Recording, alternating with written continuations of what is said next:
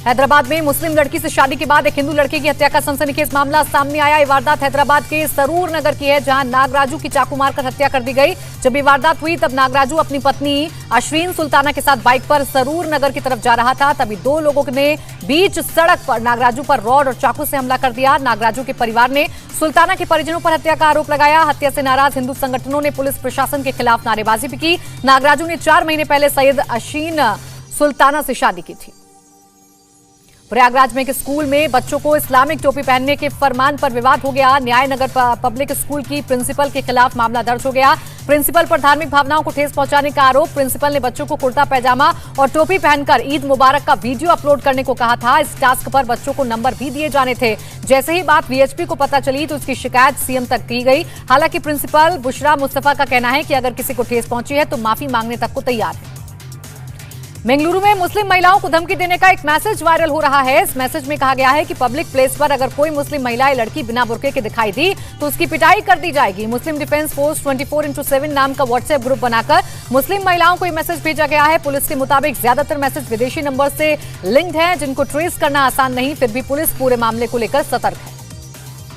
दिल्ली के वेलकम इलाके में पार्क में बच्चों को खेलने को लेकर दो समुदाय में झगड़ा हो गया। बात इतनी बढ़ गई कि दोनों गुटों के बीच जमकर पत्थर चले। सूचना के बाद पुलिस के पहुंचने पर पत्थरबाजी बंद हुई। पुलिस ने 4 लोगों के खिलाफ नामजद रिपोर्ट दर्ज की। अभी तक 3 लोगों को गिरफ्तार कर लिया गया। 37 लोग हिरासत में हैं। तनाव को देखते हुए इलाके में भारी पुलिस को तैनात किया गया है। लोगों का कहना है कि पथराव करने वाले बाहरी लोग थे।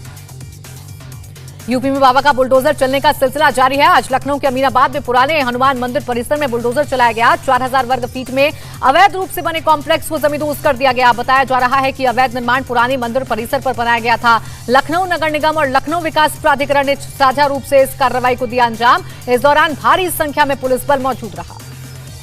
यूपी के मुजफ्फरनगर में महावीर चौक पर आरएलडी नेता पर कार्रवाई की गई। इसके तहत कुख्यात बदमाश संजीव जीवा की पत्नी पायल माहेश्वरी की प्रॉपर्टी पर चाबुक चला।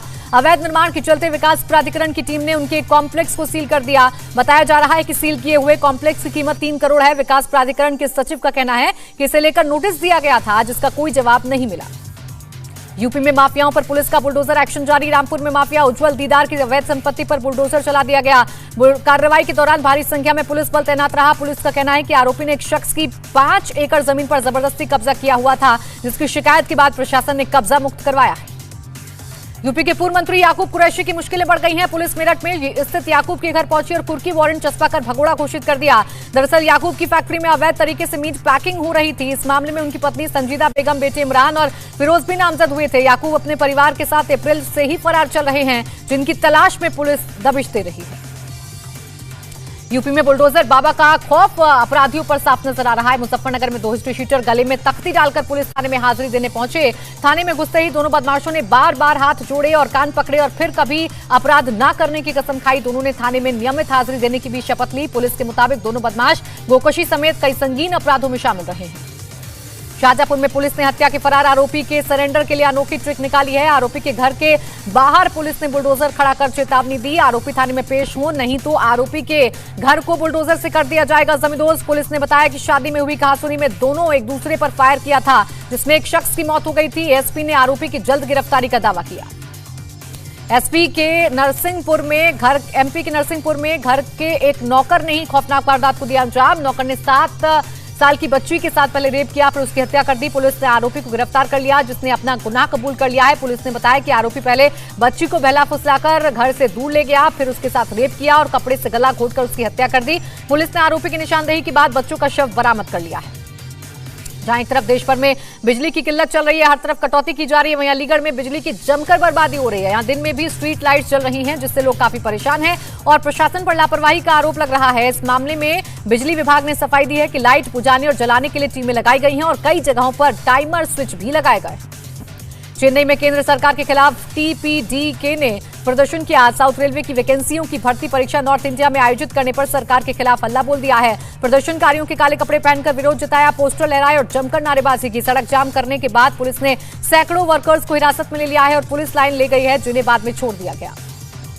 बिहार के गया में एक ऐसा अनोखा स्कूल है जहां सभी बच्चों की हैंडराइटिंग एक जैसी, हिंदी हो या इंग्लिश सभी बच्चे एक जैसे लिखते हैं। बच्चों का कहना है कि टीचर उन्हें खुद अपने हाथों से लिखवाना सिखाते हैं और यही वजह है कि सभी बच्चे एक जैसा लिखते हैं। इस स्कूल के प्रिंसिपल की माने तो वो बच्चों को पहले स्लेट, फिर कॉपी और पहले पेंसिल से, उसके बाद पेन से लिखना सिखाते हैं।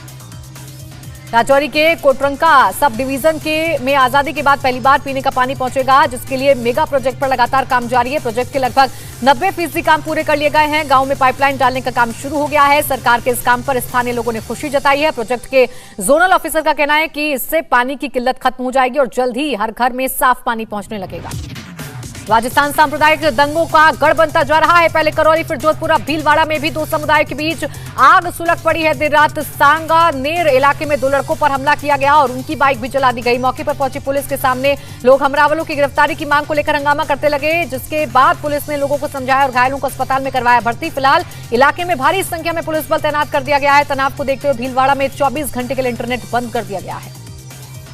चंडीगढ़ में देर रात एक लड़की ने हाई वोल्टेज ड्रामा किया। सेक्टर 11 इलाके में उसने कार पर चढ़कर हंगामा काटा। कभी वो कार की छत पर बैठ जा रही थी तो कभी खड़े होकर और लेट रही थी। लोग समझ नहीं पा रहे थे कि वो ऐसी हरकत क्यों कर रही है। सूचना मिलने के बाद पुलिस मौके पर पहुंची।